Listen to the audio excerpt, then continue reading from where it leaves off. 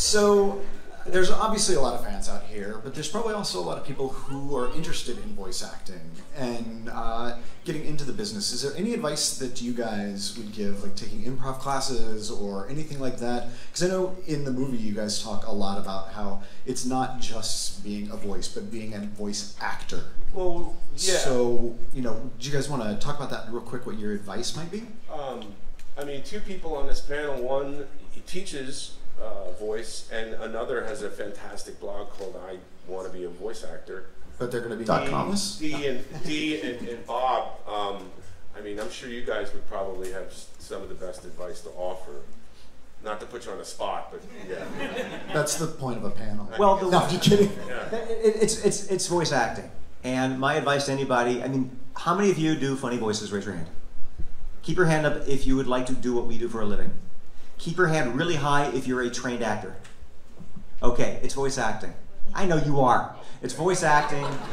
Improv is great. I tell everybody, get solid acting chops and then study voiceover. Cartoons are done in Los Angeles. If you want to work in animation, you do have to work in LA today. I say today because that may change, you never know. Yeah, and we're all here, so today's right. the day to go. And it's all about originality. It's all about originality. Dee does Daffy, I do Porky, you do somebody Sam. But our day-to-day is creating new. So you need to be able to take a brand new character and bring life to it and sound like it's been around forever. It's not mimicking, it's creating solid original characters. And also creating new within the old. Yeah. Yeah, for you guys. I mean, you know, making that fresh as well. No, we're doing making it relevant. We're doing Looney Tunes, and we're put in situations that, I mean, Porky never had a cell phone when Mel Blanc did it, you know? Yeah. So we're in situations today that we've never had to be in before, so that is a challenge. Sam doesn't use a gun anymore. He doesn't, does he? No, we can't, but we use bombs. Yeah. But a cartoon bomb, So not a rifle bomb. terrorism's okay. Right. Right. Yeah, I think That part will you be wanna become a erased confident- from the film. Yes, please. You want to become a confident actor, but also improvisational ability, and however you get that. You may get that from doing improv or doing comedy or from acting, but you may get it from doing music, or you may get it from other kinds of live performing. But you've got to be able to think very quickly on your feet and switch up your ideas very quickly and take direction. New direction. And those are all really important skills. And you've got to have a sense of humor too. And if you want to find those things, you can maybe take acting classes. You can maybe just try open mic. You can try stand-up. You can try anything. But anything that seems like fun, there's a lot of different ways to get to where we are. And we've all had very different paths that get here. Yours would be different from ours too. You know, like a good teacher like Bob can show you all sorts of great stuff. My website, iwannabeavoiceactor.com, that's got a lot of information there too, and there are others that have other perspectives there, but there's lots of different ways to get you to where you want to go. Billy West made a statement to me early on in my career. It's his theory of why stand-ups were good at voice acting, but it applies to anything. He said stand-ups are really good at theater of the mind. In other words, we write, produce, direct something in our head and we present it.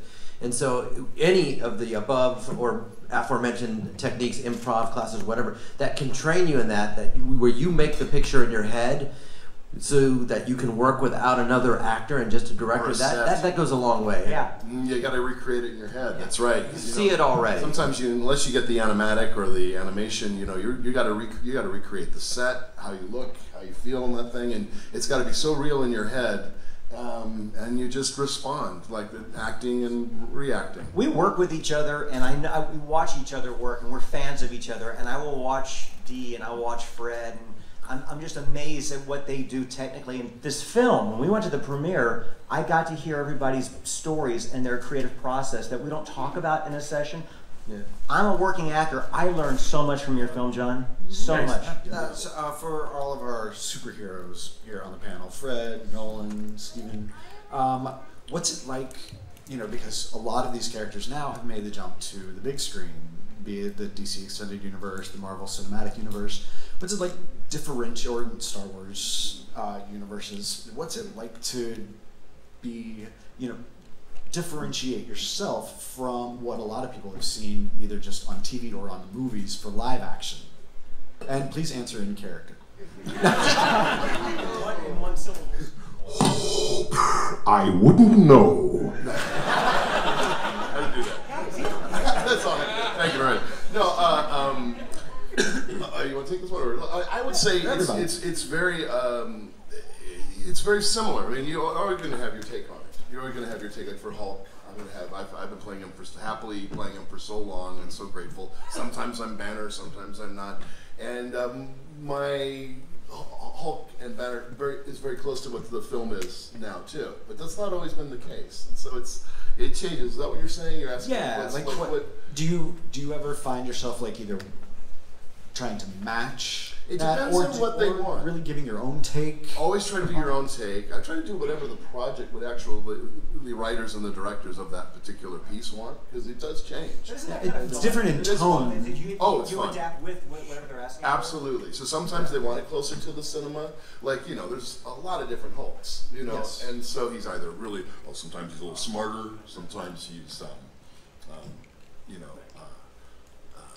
dumbed down a little bit, sometimes a little more humorous, and so you gotta kind of adjust within those parameters. Well, they definitely. I love watching the films. So yeah, the tones are different. Yeah, I'm sure. Definitely.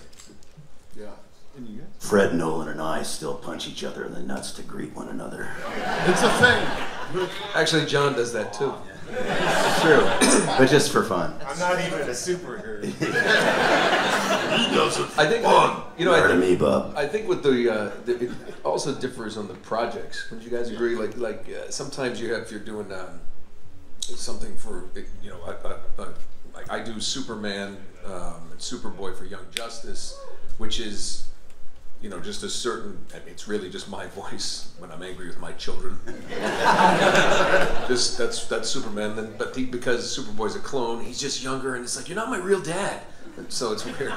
But I also do the Superman for the DC Lego series of films. And he's just a little younger and tries to be a little more, oh golly gee. So it's because it's skewed for a different type of audience, you can do that. But I don't ever try to match anybody's thing. I think everybody, Troy Baker, I think, was once said that we never, because he did the Joker at one point. He talked to Mark and he didn't want to step on anybody's toes. And he said, we never own these characters. Right. Marvel owns the characters. DC owns the characters. They can pick whoever they want. With Deadpool, all the games and the animated shows I've done, Deadpool, people are like, what do you think about Ryan Reynolds? I'm like, I think he's great. He does a great job. It's a different medium. It's a different audience. And my check's still cleared. So. I'm good. Nolan Reynolds. And there are like 5 different Jokers, and they were all amazing. Oh. Yeah. I'm way too lazy to work out like a true superhero. We have to have muscles in this job. When I hit puberty, I want to sound like you, dude. I always think he's got a lit cigar in his trachea. So just, hi, good morning. Have children and yell at them. That's all you really need to do. You can hear the slight chink of ice in your glass of whiskey in the background. It's just glass. It's another glass that I break up in it. He's bleeding internally. Glass on glass action. So we have time for about 2 more questions. I believe we have one right over here. Yes, my question goes to Mr. John DiMaggio. If you could please do Nitro Susan Crosshairs. What? I want to hear this. Nitro Susan Crosshairs? Who's Susan? We don't know what we do. Crosshairs, sure. We had Crosshairs from Transformers. Michael Bay. Yes, please. Plenty of those stories. That was. The process is all like this, right? Yeah. Transformers, yeah, it's what we do. Right? Right. I don't know who the bloody hell Susan is, but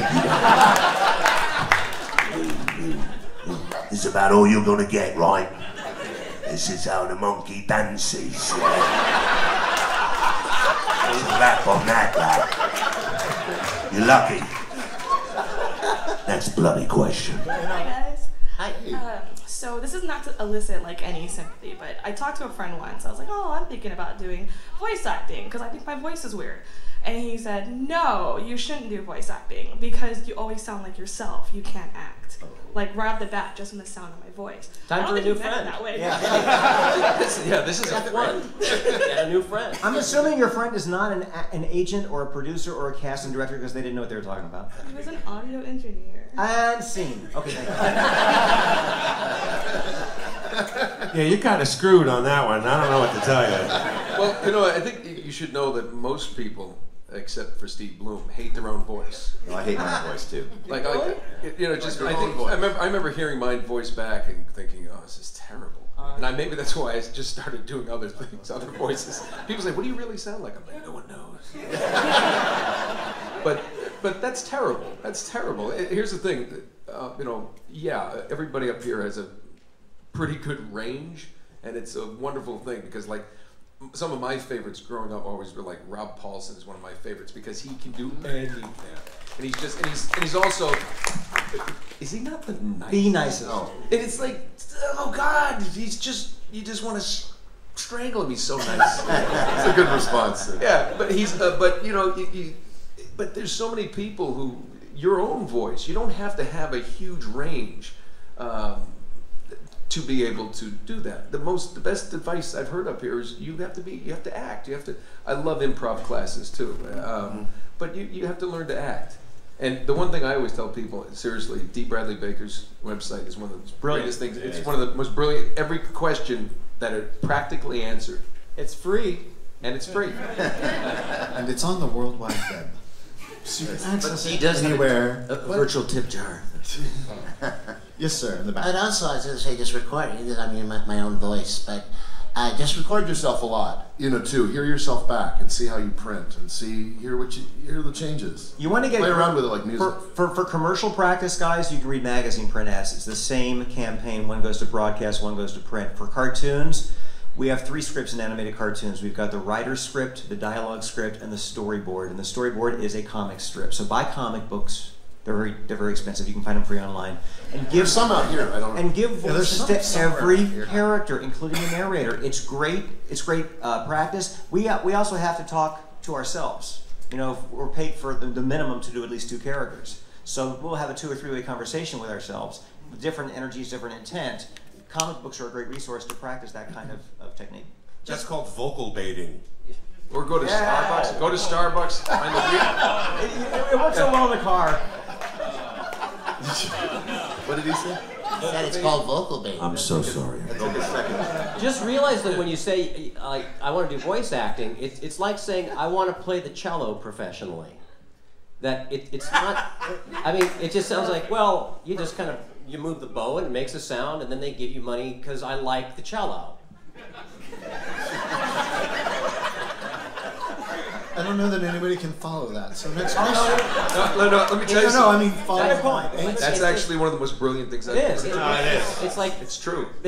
Nobody says that because it's a ridiculous idea, and yet it's very easy because you may see us do what we do, and you think, oh, that looks like fun. I do funny voices. That looks easy. I can just jump in and do that. When there's actually a path that you have to earn your way into that. And it may be your own weird, crooked path, but it's a lot more to get to that stage where someone will pay you to do that thing than you probably think. Yeah, and as Nolan said, if you're happy being temporarily unemployed most of the time, then this is the career for you. By acting. Even Tom Kenny, as busy as it is yesterday, said, Joe, I'm worried because I'm going to way many more rap parties than I am anything else these days. Yeah. And so even for a guy like him, it ends, and you've got to go out and look for another job. You literally get fired every day. You basically.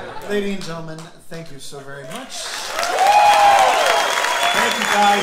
Tell your friends. Yes. And tell your family. Tell your friends, family. Yeah. All about I Know That Voice. We're back on iTunes. And check out I Know That Voice is available on iTunes now, and also follow I Know That Voice at I Know That Voice on Twitter and also on Facebook. So thank you guys so much for coming out. Thank you guys. For real. Thank you, Bud. We appreciate it.